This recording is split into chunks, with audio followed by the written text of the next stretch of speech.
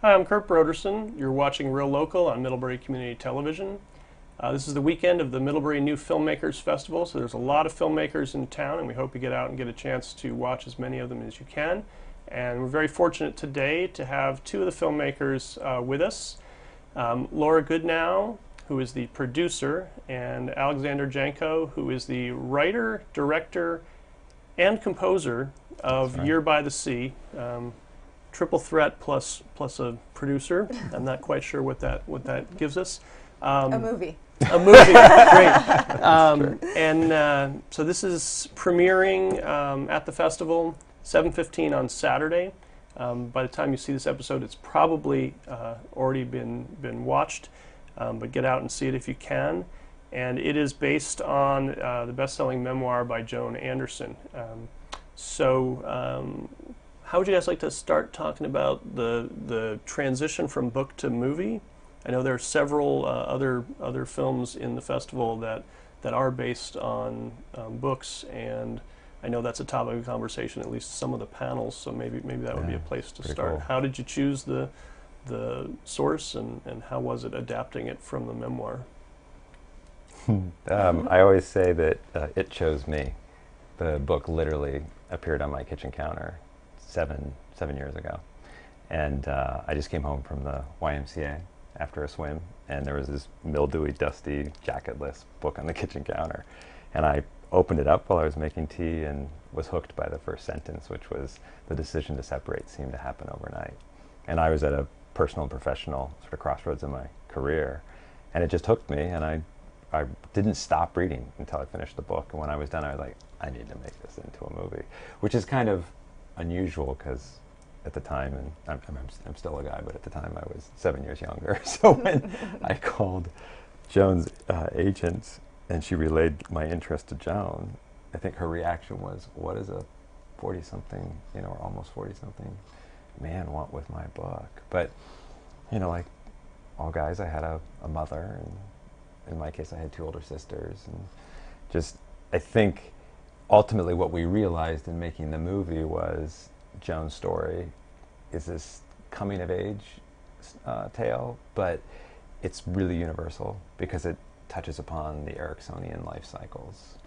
And we all grew up sort of knowing a little bit more about Freud than Jung, but Erickson and his life cycles and the stages that we go through in life are really kind of beautiful guideposts along the way. And I just, once I realized, she met Erickson's wife, right? Yeah, and they became fast friends. And Joan Erickson became Joan Anderson's mentor for that first Year by the Sea, and it just struck a chord. Well, I feel like we should back up and just say a little bit about what the story is, right? A baby boomer coming of age story. But Joan, basically, her husband was being transferred. They had an empty nest, and he sort of just expected her to go with him. And she was at a point in her life where she realized she didn't really know who she was beyond being a wife and mother, and she wasn't ready to just go and start over and make new friends and get doctors and whatever. She needed some time to herself. So she went to Cape Cod by herself to reconnect with nature and her own nature as well. So that's what the book is about. Which, interestingly enough, this was in 1994, so this was before Elizabeth Gilbert's Eat, Pray, Love. So Joan was kind of this pioneer in no, I don't think I just want to do what my husband's telling me to do. And that generation in particular sort of fell into that trap of, it was sort of his way. And she was like, well, maybe it can be our way. Well, and I think it touched a chord with a lot of people. It became a New York Times best-selling book, and it still is on the New England bestseller list. Yeah, the crazy thing is 20 years later, you can look on Amazon, and it's the hottest-selling beach read. I think even Barnes & Noble 2 years ago, just when we started to get into pre-production, Barnes & Noble did a hardback re-release of the book as part of their summer reading series. So it's still, when we go to these festivals, and these women just come out of the woodwork, and it's my favorite book. I can't believe it. Well, I think that's one of the interesting things for us here with MCTV being in a library is that sort of conjunction between books and movies, and seeing where that goes. And actually, we have a number of films that were donated by filmmakers last year, and there's a special collection starting where after each festival, whichever filmmakers feel comfortable leaving us copies will be available at the library. And I know the book's already available here, and I think it's a great sort of combination, and I'm sure will be popular summer reading. I don't know, you can take the movie out on the beaches easily, but I don't know, today with with your iPhones. Right? Exactly. Hopefully we want them watching it on as big a screen as possible. But well, it'll eventually be. I mean, our ideal is to do a theatrical release, and then it'll eventually be available either for download or DVD or what have you. So it will eventually end up in your library. We promise. We'll give you a copy. Great. So where is it in the process? I know you've screened it at several other festivals. It's won a number of awards. Sort of where does the Middlebury New Filmmakers Festival fit into your overall schedule? We're about halfway through the cycle. The film festival sort of cycle begins in January with Sundance, and then it kind of goes all the way through December, really. There's a couple festivals in December that we've applied to. It reminds me of the college applications process. But instead of it being sort of one painful week in March or whatever when you hear back and then you kind of know where you're going, it's ongoing. So every week we're hearing yays or nays, and you just sort of sit there and realize it's kind of out of your hands, and you just have to accept that, okay, this is great. We're Middlebury's kind of our big August festival, and then September we've got a couple lined up, and then we've got a couple lined up for October, and we're still waiting to hear from 30 or 40 more festivals. So it's a fascinating process. But I think what's unique about Middlebury, which intrigued me, and one of the reasons why we applied, was it's a new filmmakers festival. And there have been a couple also that we've gone to where it's you can't expect that your film is going to be able to compete with Soderbergh, whatever his latest is, or there's a lot of filmmakers who they have relationships with Sundance, or they have relationships with Toronto, or they have relationships with the bigger festivals, and so whenever they do a film, boom, it's there. But festivals like Middlebury's, it sort of champions the opportunity for first-time directors or second-time directors. It doesn't matter what your street cred is, because they sort of say, we're not going to even look at all the other films. We're only going to look at the ones that come out first. And I imagine that's got to be really exciting from a programming standpoint, and for the audience too, because it's fresh ideas and hopefully fresh stories and fresh vision. So it's sort of not that all the films are cutting edge, because we're certainly not a cutting edge film, but I'm sort of a late bloomer as a director, writer. Well, last year, the gamut ran from sort of grad student, just out of film school, to I think the oldest filmmaker was 90-some years old. That's fantastic. First-time film. Yeah. And they had, I believe, the youngest and the oldest filmmaker together for a photo op last year. That's fantastic. And like we were talking before the show, I'm running a video camp this week with primarily 10-year-olds, 11-year-olds, and they'll be screening their films tomorrow in the library. And it's just, cool. I really want to sort of build on this into the future, where we go, let's actually, put a sign out front and say, you want to see some stuff kids are doing right now. Right. Which is pretty amazing what can be accomplished, in the basement of the library, today compared to. I am sure you put an iPhone in the hand, of a 10-year-old or whatever, and they'll make something great, right? They're fearless at that age, which is really cool. Yeah, my son is 9, and there were quite a few superhero-themed movies being produced the last week. It's interesting because Joan Anderson, who of course took Eric Erickson's life cycles and then discovered later in life that there was a 9th cycle, because she lived well into her 90s as well. She always said, and what she loved about children, she was always about tactile experiences, and she said that it's all about action and touch. And she loved to point out to people like Joan Anderson later in life, why were you so free? Why were you so carefree when you were younger? So it's sort of this notion of, we all give children a blank piece of paper and crayons when they go anywhere. and there's no inhibition, and they create and they express themselves. And then at some point, somehow in our lives later on, we start to clam up or become self-conscious about what we're doing. It's true. They say, oh, I can't draw. Right. I can't do this. Right. I can't do that. And that's what's great about our tagline. You know, it's never too late to reclaim your life. And that's Joan's story, and that's hopefully a message that we hope to relay to the broader audience as well. It really is never too late. What's fun about film, of course, is that if you have these kids like who are doing their first films at a festival like this, and you archive them, you hold on to them in the library, I can imagine 10, 20 years later, they're the ones who get the bug and go into it. How cool would that be? Yeah. Because most of our moms toss out all the drawings at some point. Well, right? yeah, because it just piles up. As a parent, but the digital, you know, to be able to have that digital file just somewhere. yeah, well, sure. It's like your own little mini Library of Congress in Middlebury, Vermont. Right. So what was your, or both of you, for your backgrounds as, you know, new filmmaker? What was life before this? A lot. I think I had the luxury of being in the industry. The first part of my career was on the music side. I'd worked on 65 feature film soundtracks as the first part of my career. And really had the opportunity, I always sort of described as being in the catbird seat, because film scoring is part of the post-production segment, or whatever chapter. It's the sort of the third act, if you will, of the process.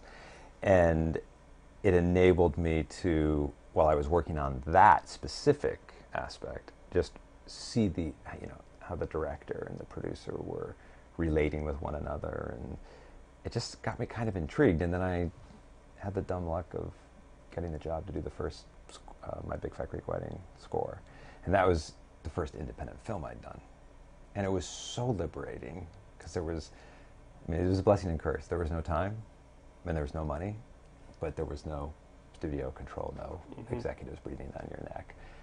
They tested the film, but it wasn't the type of testing where they actually try to literally change every single thing, maybe even the notes you wrote, just so that those scores on the cards go higher.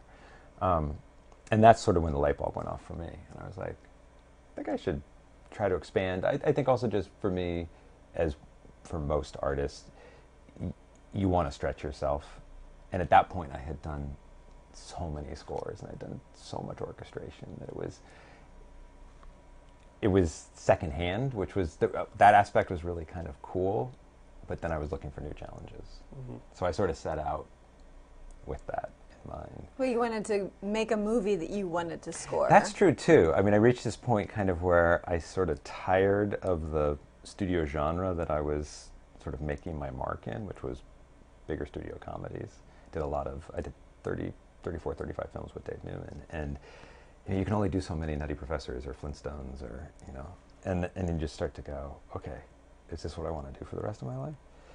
And so yeah, you're right. I sort of said, I guess I have to go find the movie that I want to score, somehow make that movie, and then score it. And I think, too, the way that I approached the writing process and then ultimately the directing process was very much as a musician. It's funny, in our Q&As, a lot of people will talk about that, and we had a really fascinating one at a festival where it sort of dawned on me in the middle of the Q&A. I was like, I don't really know if I was so much a director as the traditional sort of autocratic, didactic dictator is. Right. That I think I was more like a conductor of an orchestra. And I just started to describe how, I had my actors and I had my crew, and it was like sections of the orchestra, and I just needed to make sure that everybody was in sync with one another. And that's a great metaphor for it. Because I was going to ask you, direct. You've got a great cast, and as a new director, how do you what sort of relationship are you trying to establish there, and how do you do that? Trust. And it's all about trust. Well, and you have to start with the casting. You have to find the right people that not just have, what they need for the part, but bring to the team the right energy and the right outlook as well. We had such a wonderful casting director, Pat McCorkle, out of New York, and she does a lot of legit theater in New York, and then she does films. And it was the perfect kind of mix and blend of not just relationships and experience, but she just knew exactly who were the right actors for these parts. And she also knew as a first-time filmmaker that I was going to need to have people who were, really well-trained thespians. You know, there was going to be no issue of them showing up on set. We had 22 days to shoot the film. We were doing 12, 13, 14-hour days. I mean, it was just, we were trucking. So it really became, once we settled upon sort of our, what we call Fab Five, Karen Allen, Esspetha Murkison, and Celia Imrie being our three women, and then Michael Christopher and Yannick Bassan. Everything else just sort of came together. But it was so fascinating because out of that ensemble, we had two method actors, Karen and Michael. We had two veteran television actors, Esspetha and Yannick. And then we had Celia, who's this beautiful, just physical, very much her character, Erickson, actually. It's all about the touch. It's all about the Action touch. and touch. I mean, she literally always wanted to be doing something physical in her scene, even if it was minutia, if it was just playing with her pearls or playing with her ring. She just needed to be doing something, and she would always be off screen before I would, we start rolling her. I'd say action, and she'd almost be like a track Getting runner on blocks, just sort of rocking, and then it was like the gun went off and she'd pop up on the screen. But circling back to what you said, I and this is where I think I wasn't conscious. It was just I'm comfortable with improvisation as ultimately a jazz musician because I was classically trained. But I got so used to listening, and I don't just mean orally listening. I mean all senses are tuned to pick up what's happening in your environment when you're a musician. And I think I just brought that to set. And so we had this kind of unspoken, ultimately, rule of engagement that was if something wasn't feeling right, if it was lighting, if it was camera, if it was one of the actors, we didn't need to have a long conversation about what was going wrong. They just needed to sort of raise the red flag. I'd go have a little quick conversation and we'd adjust on the fly. Well, dialogue even as well. Yeah. If something didn't feel authentic. I mean, they say there's the movie you write, the movie you shoot, and then the movie you edit. So they really brought a lot, as they started to embody their characters, they brought a lot of sensibility to and I think the script itself. It's interesting because the writer-director combination can be a double-edged sword. Because sometimes the writer cherishes their words and they don't want to change anything. But as the sort of, again, classically trained musician who fell in love with jazz and spent a huge part of my career doing jazz and improvisation, I wasn't married to the words. It was the essence of what was being said. It was the subtext of what the line was. So if an actor who we had to ultimately trust was going to embody or allow I always say, I don't think that the actor embodies the character. I think the actor allows the character to embody them. It's sort of, they just have to be open to receiving this. Their instincts became paramount. And it was like, okay, it's not working for you. And we'd have a chat about it, and we'd make changes constantly. Their script supervisor was like, I think she ran out of ink in her pen, Now, so with what Laura said about the sort of the third side of that, the film you make in editing, you're not the editor. How involved as a director, were you with the editing? Very hands-on, because of course it was an independent film, and I think ultimately I did wind up assisting our editor. We got very lucky. Like most independent films, we had a lot of hurdles to jump over, and a lot of potential train wrecks throughout the process. And one of them was the editor that I had hoped to work with, and who was going to come on, of course, and be there as part of production and start to do my first assembly and deal with my dailies and help guide me on stuff that was working or not working. Unfortunately, she had a personal sort of crisis and couldn't join us at the very last minute. So we went into production not having an editor on board. But like all sort of beautiful, one door closes and another window opens situations in life, we got sponsored by the Edit Center in New York, in Brooklyn, and were able to take the film to I think it was their July sequence. Their class. And we had, I think it was at least a dozen, maybe more, editors in training, do the first assembly. And the deal was, you bring your film, they work on that, and then I went down for a week, and I worked with each of them. They each got a piece of the film to sort of shape. And through that process, what was fun about it was I got a lot of ideas, and some of them actually did things that I had not thought about doing in the edit room.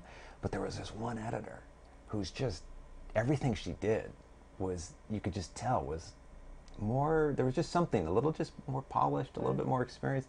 And so I finally, kind of halfway through the class, I just sort of whispered to her one day. I was like, "So, Noriko, what's your story? Like, is this the first time you're doing this?" She was like, "Oh, no."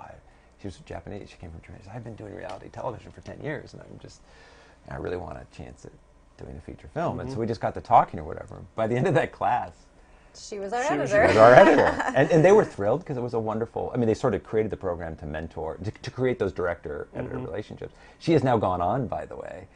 Everybody was so happy with her work on the film. She is Karen Allen's editor on Karen's directorial debut, which is a short film, which she just finished.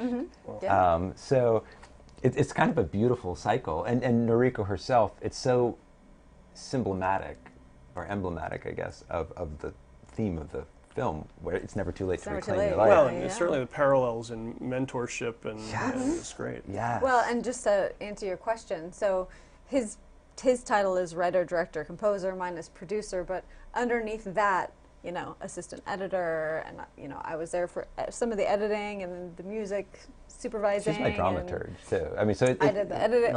It's when you're in indie film, you're pretty much doing you everything. do a little bit of everything. We were hands-on involved in almost every aspect of this from beginning to end. We held a Kickstarter campaign at the very, very, very beginning, just to see if there was an audience for the film, and to show investors that there was an audience for the film. That was a lot to chew as well. How did that work out? It worked out. We raised a little more than $53,000. Which was kind of unheard of for our film and our genre, because Kickstarter, when it first started, and about the time that we did our campaign, was still kind of a 25 to 30 something male tech-driven gizmo gadget platform. There'd been a couple movies. Yeah, but those were like Zach Braff and stuff, bigger, like a sort of established players that had their fans, and they just wanted to do it outside the studio system.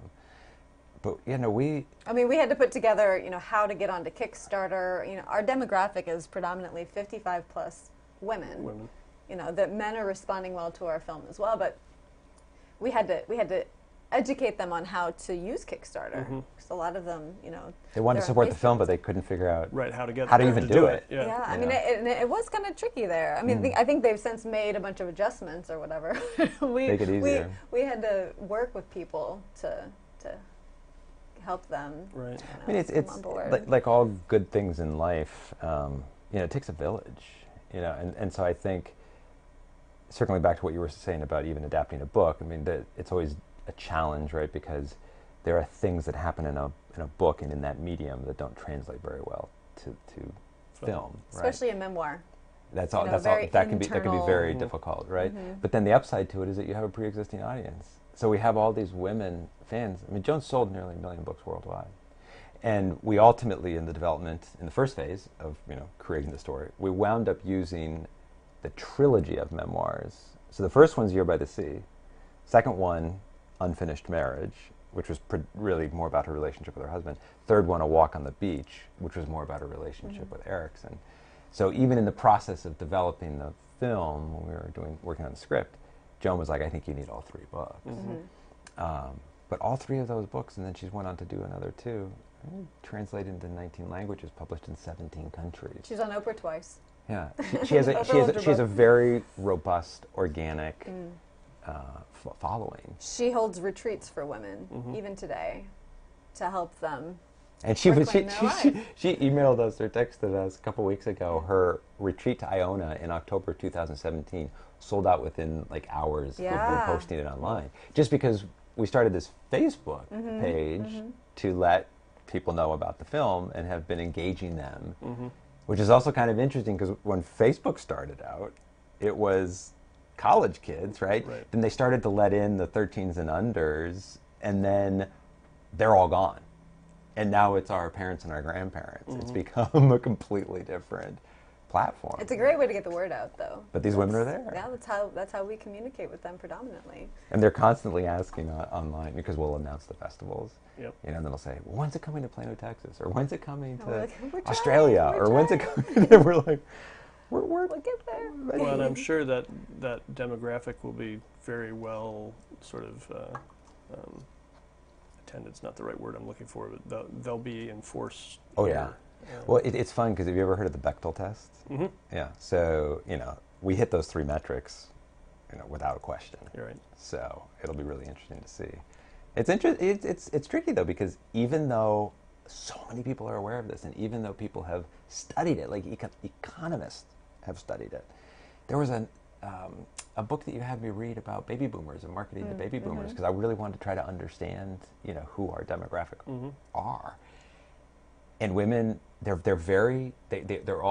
individual, right? They want personal experiences. They don't want to be, you know, manipulated or, you know, taken advantage of.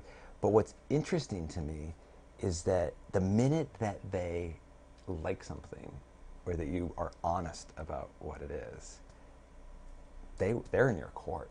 Well, and I think part of why we've had a really great response with our film is that we wanted, you know, naturally beautiful actresses that just embody the spirit, but they haven't altered themselves in crazy ways that are obvious and on camera. They're just naturally beautiful women. And we've had a lot of people say thank you for not overdoing them, for not trying to, you know, for not having a 45-year-old play a 55-year-old woman, you know. Yeah. It's rare that you get 3 55-plus women, 60 plus. 60-plus women on screen together. No work. Like they literally are just in their, you know, natural, beautiful, radiant selves. Which that was kind of fascinating process too, because all 3 of them told us and shared stories about how their agents or managers at one point in time, who they're no longer with, right, said, well, you're going to have to get some work done if you even want to go audition for this part. And I was like, seriously? Like this is Karen Allen, right? And this is Estepeta Murkison, who's been on Law and Order for 17 years. It's the longest running character on any show of television, right?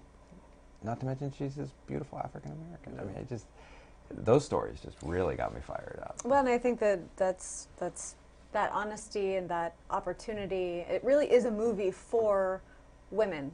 It's for men too, you know, but it speaks to an audience that is not often spoken to in a very honest and open and supportive way. And that's what made Joan's book so popular as well, and why people love her. You know, she's fantastic to talk to. But by bringing that story to life, it really seems to be touching an audience that doesn't get much. It's really fun to now, we go to the festivals, and we've seen the film so many times, and you know, you don't really watch the movie anymore. You're kind of just observing the audience and feeling the energy of the audience. And it's like we're taking them out to an amusement park, and you know, because we worked a lot in the editing room, and we even lost some characters. You know, we really fine-tuned the film so that it was as true to the authenticity of Joan's story as possible. But we designed it consciously, and of course, since I did the music, you know, I want that sort of the waves, the ebb and the flow, if you will, of all the emotional experiences. So there's peaks and lows, and there's laughter, there's laughter and there's tears, and we take them through the gamut of emotions. And my favorite was sort of, I call them the bathroom reports. You know, when we've been to some festivals where we have people who are friends of ours, who are women, and they go to the powder room, and they come back with these stories about these women who are just gushing after the film and talking to each other, and like it's almost like they're revitalized or something, and in the mirror, you know, and so excited to go home and tell their husbands or partners, or you know, we've heard women say, "Well, I got to bring back my children. My son's got to see this. My grandson's got to see this. He's got to start to understand about life and relationship. It's a story about an evolution of a marriage, an evolution of a self, and how that evolution continues throughout our entire lives. But it's also about finding the joy in your life. So it's a very positive message. Joan's message is a very positive message, and we're trying to expand upon that. And that's why it does feel good to hear people respond positively. That means we've done our job. We want everyone to leave feeling like it's never too late. And I can go have fun. I can go do what I need to do to feed my soul, because once I feed myself, then I can feed all the people around me. I had this amazing experience at the Rhode Island Film Festival just a couple weeks ago. We screened it, wonderful, audience, and really great Q&A. And at the end, of course, people still want to ask questions or whatever, so we sort of get shuffled out into the ante, area of the auditorium, and I sort of had this, like my peripheral vision was there was this sort of one woman who was kind of off to the side, and when it was all said and done and everybody had sort of disappeared, just as I was starting to leave, she came up to me, teary, right, but just so grateful, thanking me for making the film. She was like, where I am in my life, like, I needed to see this. And it was just like, I just remember thinking to myself, wow, this had a really profound impact. As a filmmaker, as an artist, you sit there and you go, that's the way you do it. That's why you do it. Yeah. Well, and I think it's sort of, smaller festivals in general, it's a great opportunity to get those stories out. But then, like we were talking about earlier, with the New Filmmakers Festival, is giving a particular spotlight and voice for those.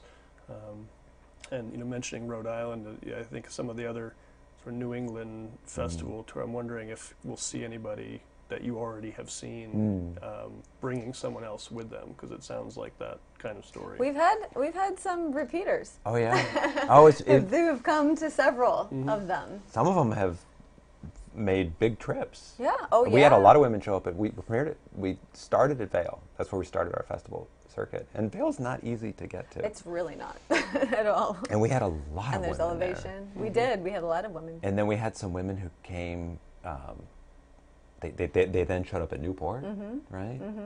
And I think we definitely had some women at Rhode Island who had been at some of our other festivals. What happens, like all good sort of viral word of mouth opportunities or marketing campaigns, which you cannot manufacture or create the type of sort of social interaction that we're getting, right? It circles back to what Laura said about the book, and I think probably why it resonated with me that 7 years ago is that it's authentic, and it's honest, and it's vulnerable.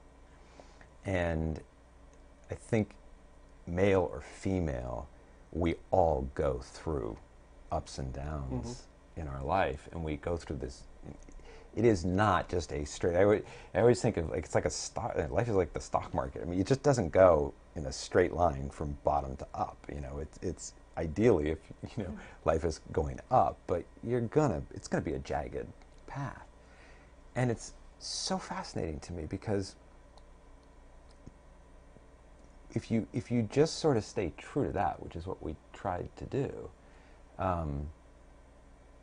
and you sort of let go of, okay, well, you can't force anything. We sort of came up with this idea, I think, through production where there's always that the glass is half empty versus the glass is half full, and then it was like this light bulb went off, and it was like, well, maybe it's just the wrong size glass. Like, let's stop looking at this as just purely optimistic or pessimistic, because I'm an eternal optimist. And it just became, okay, well, maybe this just isn't the right size glass. And we've applied that now to the sort of the festival circuit. Well, you have to, because as an indie film, you are limited in lots of ways, especially by budget, Yeah. So you have to find the right fit for what you can do and do the best with what you have to bring something to light, I mean, it makes me think, I don't know, it's kind of like in the great line in Field of Dreams, build it and they will come. I think at some point we just were like, we have to make this movie and trust that the audience, who we know is out there, 100 million Americans turned 55 was it 2013, 2014? 2014. Yeah, so it's like 1/3 of our population. Just today we were reading about, how even the consumer marketing is now shifting. We're not having as many children, and people are living longer, and so we are shifting as a population older and older and older. Studios are not making movies. Well, and that's what I think is also important about our film. There's no gratuitous sex. There's no, excessive violence. No. There's no sensationalism at all. It's just a story. It's an honest Yeah. story that goes on a journey. Yeah. Well, I think the awards you've won, the responses you're getting from audience, I think really show Kinda the value cool. in a honest, Yeah. thought-provoking story. We're kind of balanced at the moment. We've got 2 actor awards, 2 screenwriting awards, 2 audience awards, and then we just won Best Feature in Memphis. So we've got 7 awards. We've actually won something at every festival. We're doing better. Oh, that's right. We've gone to 5 festivals and we have 7 You're on awards. there Yeah. we go. So, we're hoping that we can continue that. We're trying to stay. We're hoping our streak continues. That'll help us get it out to a broader audience. The more we can prove that we have a story that's worth sharing, then the more partners we can get on board that will help us distribute it out to a larger audience. Well, I think this is a great festival for that. And, going with the glass is not the right size. That's a very interesting. I want to sort of apply that to some other things, but I'm glad that it fit in this glass. Yeah. here. Yes, we are too. And, Well, there's something unique about this festival as well, because I gather the winners or whatever, probably I think it's the jury awards, right? They take the film and, as I understand it, Yes. it goes on a New England tour, Yep. right? That's so incredible. What really what an is. opportunity, because the typical life cycle of an indie film, you do your best to make it, you do your best to go through the festival circuit, and then you try and try and try still to get distribution. But sadly, many of the films Many of the don't films. don't get to have theatrical screenings after the Even festival films run. that get to Sundance. Oh yeah. Well, that's the don't thing, get is distribution 99% of the sometimes. films that are going to even the big festivals aren't getting picked up. So it's a tricky metric. Yeah. Yeah, So I that think is that- really cool. Yeah, and the fact that they sort of tour together. Yeah. I've talked with Jay and Lloyd and sort of some of the decision making that goes on about how films play together. There's not just a community of filmmakers here, but then there's the community of films themselves. Yes. Which I think is kind of an interesting. Which we were looking in the program guide, and this is the first festival we've been to where they actually, and clearly very thoughtfully, think about what shorts to play before the features. And that has never happened. All the other No. festivals we've been to, there's been like a short block, and they sort of stack a bunch of shorts together to kind of fill the same time frame that it features. And Laura was looking at them because we were looking through the program to try to see what we'd want to take a look at ourselves this weekend. And she came to ours and she's like, oh, these are the shorts that they're going to be playing. And just the descriptions of what the shorts were, I was like, these are completely thematically appropriate to what our movie's about. I mean, I can't remember the one that they're going to do before our film, but it was based upon like a Carl Jung. Yeah. It was quote. young, yeah. So we're like, oh, and we have Erickson. That fits. we just need a Freud one Right. in there, and we're good. We got Any them Freud covered. filmmakers who are not working this year. Right. Well, I think we're getting really close to the end. Yeah, there? certainly. I'm so glad you guys came and brought your film here. Sort of a wonderful opportunity, I think, for everyone in the Middlebury area. But is there anything sort of that we haven't covered that you really want to?